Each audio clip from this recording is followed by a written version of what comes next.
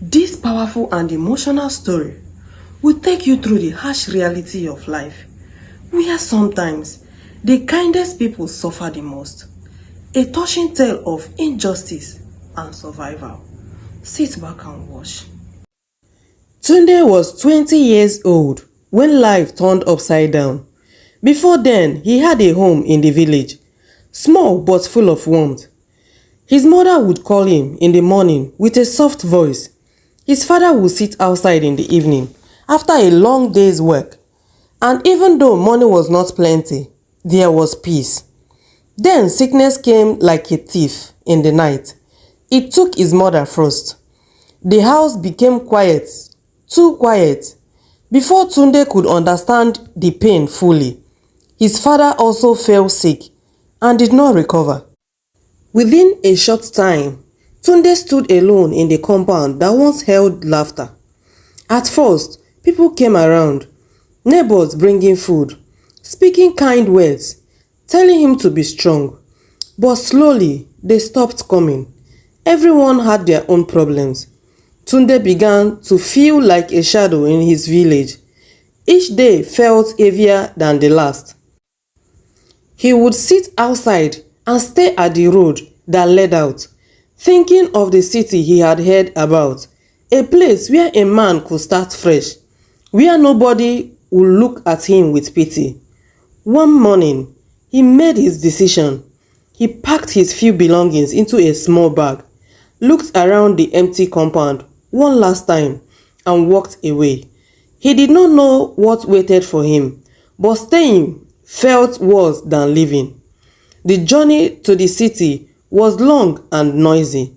When he finally arrived, he stepped down and looked around. People everywhere, cars moving fast, voices rising from every corner. It was overwhelming. By nightfall, reality hit him. He had nowhere to go. After walking for hours with tired legs and an empty stomach, he found space under a large bridge where other homeless people slept. The ground was hard and the air cold, but he lay down and closed his eyes, telling himself this was only the beginning. The next morning, hunger pushed Tunde up before the sun fully rose. He had no time to feel sorry for himself. He needed to survive. At the market, he offered to carry loads for traders. Some ignored him, some shouted, but a few allowed him. He carried heavy goods on his head, sweat pouring down his face, his body aching, all for small coins. When there was no work at the market, he walked through streets, knocking on gates, asking if he could sweep compounds or clean surroundings. Some people chased him away like a stray animal. Others gave him small jobs and paid him little. He accepted everything. At night, he returned to the bridge, tired and hungry, but determined. Days turned into weeks, weeks into months. Tunde learned the ways of the city. He learned where to find work, how to manage the little he earned, how to endure hunger without complaining. What made people notice him was his honesty. If someone gave him more money by mistake, he returned it. If he found something that did not belong to him, he searched for the owner. Slowly, people began to trust him. One day, a man who owned a small transport business watched him closely. Tunde had just helped an old woman carry her load without asking for extra pay. The man called him and asked about his life. Tunde spoke simply, without lies. After listening, the man said, "I will give you a chance. I will give you a minibus on hire purchase. Work hard, pay me little by little, and one day it will be yours." Tunde could not believe it. That day, he felt hope rise again. He worked harder than ever.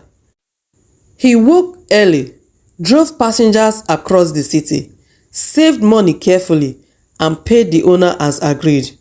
For the first time in a long while, life began to look better. Just when things seemed to be moving forward, trouble came again. One night, after a long day of work, Tunde packed the minibus and went to rest. By morning, it was gone, stolen without a trace. His heart sank. He searched everywhere, asked questions, reported to the police, but nothing came out of it. When the owner heard, anger filled his face. He refused to believe Tunde's story. Before Tunde could explain properly, he was arrested. The police did not investigate deeply. They saw a poor man and a missing bus. And that was enough. Tunde was charged and sent to prison. Prison life was harsh. Days were long, nights even longer. At first, Tunde was filled with pain and confusion. He had done nothing wrong, yet he was paying heavily. As time passed, he became quiet. He helped others, shared what little he had, and held on to his good heart. Years went by slowly. Then one day, news came of a presidential pardon. Names were called, and to his surprise, Tunde's name was among them. He was free. As he walked out of the prison, the world felt new again. With no clear destination, he began to walk along the road, just moving forward. Suddenly, a car sped past him. In the rush, a bag fell from it and landed right in front of him. The car did not stop. Tunde froze. He looked around. The road was empty. Tunde slowly opened the bag and froze in shock. It was filled with bundles of money, more money than he had ever seen in his life. Fear entered his heart immediately. He dropped the bag and started walking away. But after remembering all his years of suffering, hunger and prison, he stopped and turned back. Slowly, he picked up the bag. Suddenly, bam! A gunshot sounded from behind.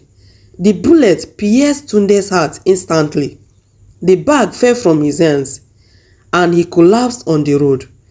The policemen chasing the armed robbers who stole from a bank had mistaken him for one of them. Before they reached him, Tunde was already dead. His body was taken to mortuary. Days passed, but nobody came for his body because no one knew his family.